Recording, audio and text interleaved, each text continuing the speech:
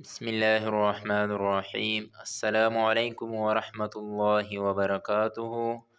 ناظرین، آج ہم انشاءاللہ پہلا روزہ اور اس کے وظائف پڑھنا سیکھیں گے۔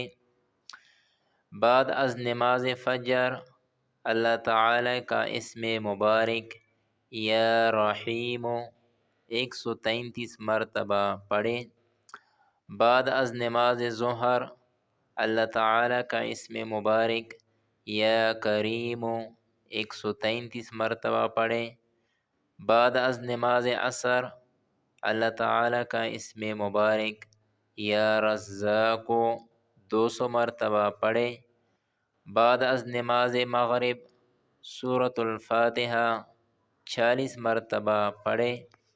بعد از نماز عشاء سورہ آل عمران کی آیت نمبر 26-33 مرتبہ پڑھیں۔